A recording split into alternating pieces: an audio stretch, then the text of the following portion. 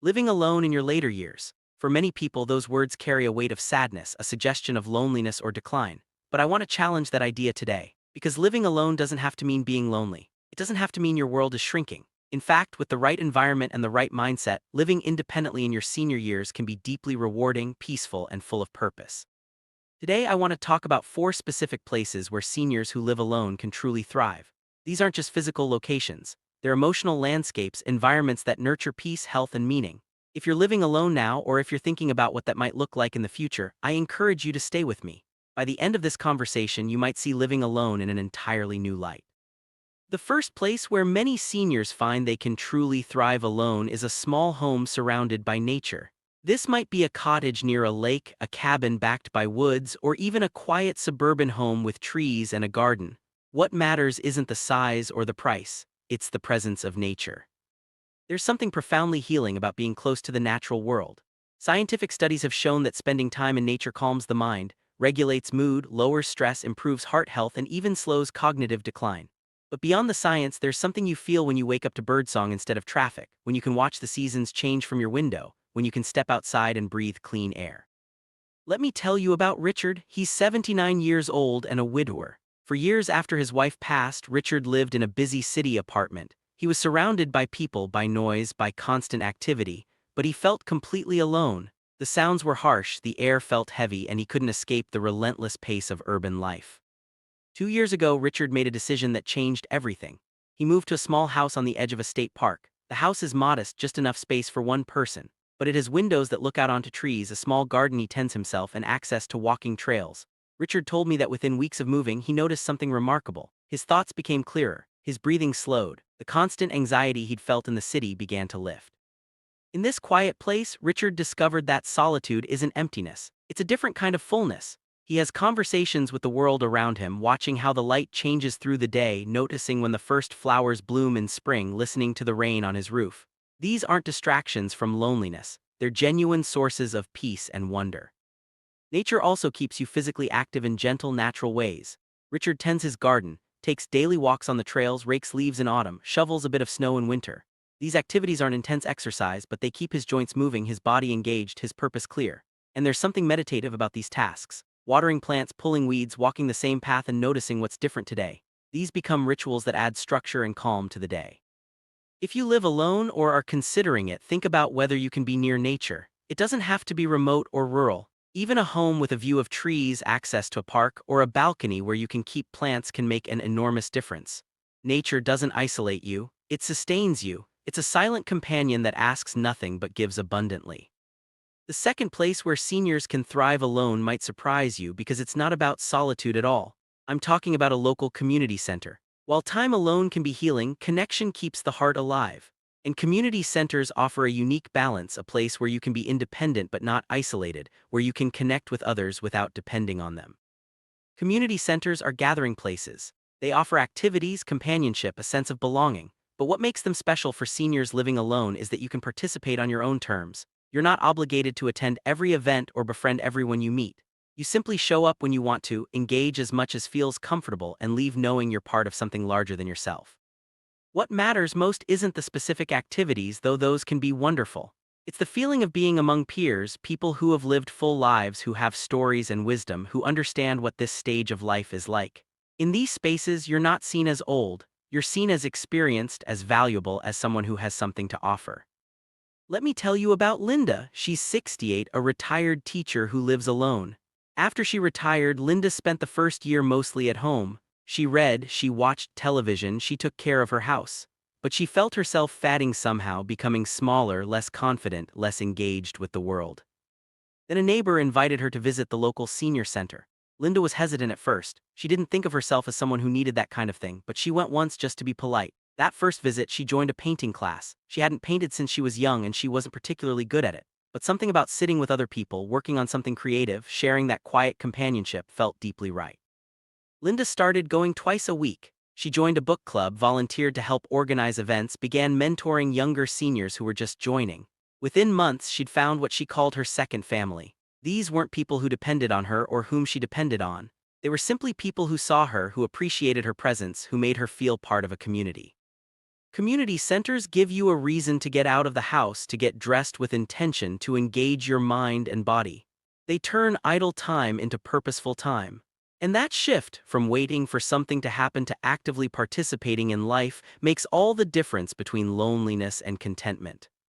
Even if you only visit once a week, knowing there's a place where you belong, where people will notice and care if you don't show up, provides a deep sense of security and peace. The third place where seniors living alone can thrive is when you might pass every day without considering its potential. I'm talking about a cozy cafe or library that becomes like a second home. For some people, the best place to be alone is actually in a gentle public space, somewhere familiar and comfortable where solitude blends with quiet companionship. Think about a small neighborhood cafe where the staff knows your name, where you have a favorite table, where you can sit with a cup of coffee and a book for an hour. Or a library where the shelves are familiar, where you can browse at your own pace, where there might be free lectures or programs you can attend if you wish. These spaces offer something unique. They provide the comfort of routine and familiarity, but they're not empty or silent. There's the soft hum of conversation, the sound of pages turning, the aroma of coffee, the gentle rhythm of people coming and going. You're alone, but you're not isolated. You're part of the fabric of the place without needing to actively socialize. Let me tell you about Samuel. He's 75, a widower who lives in a small apartment. After his wife died, the silence in his home became unbearable, but Samuel didn't want to move or fill his space with constant activity. He just needed something that felt alive. He started visiting a small cafe 3 blocks from his home every morning. At first, he just ordered coffee and sat quietly, but over time the routine became precious to him. The barista learned his order. Other regulars began nodding hello. Samuel would bring the newspaper or a book, and he'd spend an hour there, part of the morning rhythm of the cafe. That one simple routine transformed Samuel's days. Getting ready to go out, even just to the cafe, gave his morning structure. The walk there and back kept him moving. The familiar faces and gentle interactions reminded him he was still part of the world. He wasn't waiting for visitors at home. He was actively choosing to be present in a place that felt welcoming and alive. Libraries offer something similar. They're quiet but full of possibility. You can lose yourself in a book, attend a lecture, help someone find what they're looking for. There's mental stimulation, a sense of purpose, and the comfort of being around others who value knowledge and quiet contemplation. The beauty of these spaces is that they ask nothing of you except your presence. You don't have to perform or engage unless you want to, but you're there, visible, part of the community. And that visibility, that choice to go out into the world rather than retreat from it, is an act of strength and independence. If you live alone, consider finding your cafe or library. Visit the same place regularly until it becomes familiar. Establish small rituals, sitting in the same spot, ordering the same thing, greeting the same faces. These rituals become anchors, reminders that your life has rhythm and beauty, that you belong in the world. The fourth and perhaps most powerful place where seniors living alone can thrive is a volunteer space. I'm talking about any organization or cause where you can give your time, energy, and experience to help others. This could be a food bank, an animal shelter, a hospital, a community center, a school, anywhere that needs what you have to offer. Volunteering transforms solitude into significance. When you live alone, it's easy to feel that your days don't matter much, that you're just passing time, but when you volunteer, you're reminded that you still have so much to give. Your experience, your wisdom, your hands, your heart, they're all valuable, they're all needed.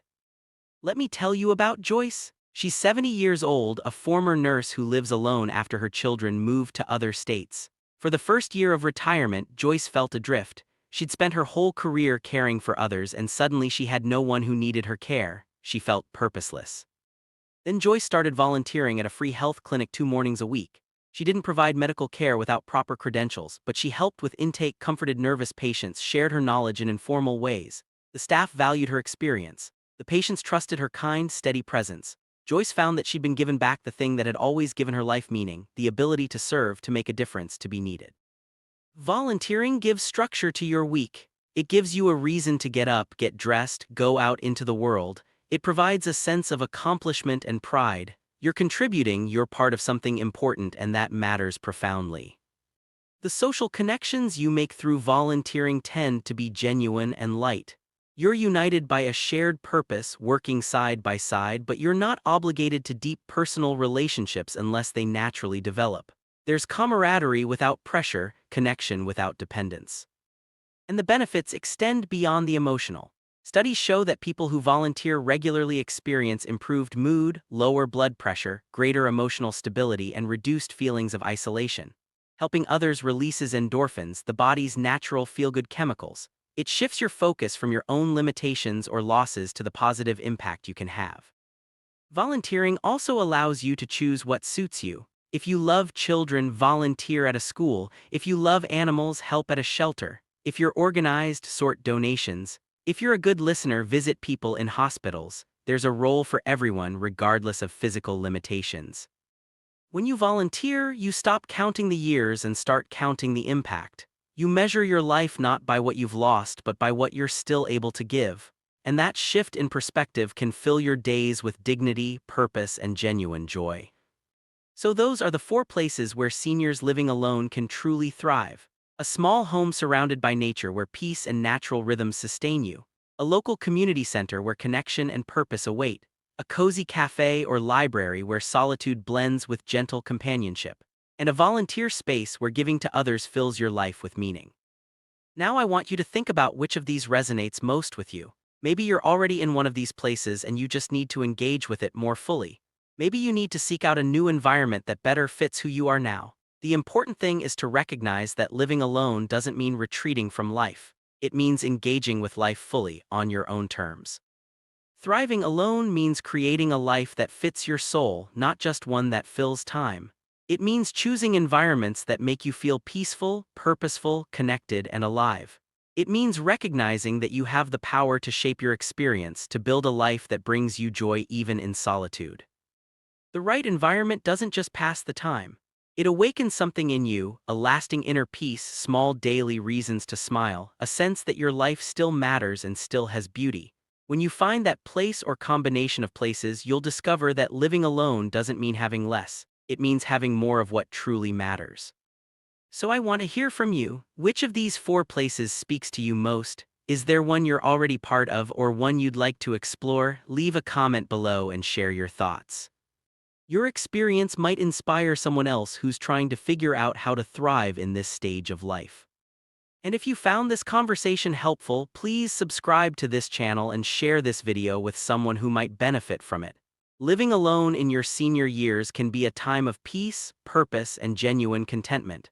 Together, we can help more people discover that truth. Thank you for spending this time with me today. Remember, you're not just getting older, you're creating a life that's uniquely yours, filled with the things that matter most to you. That's something to celebrate.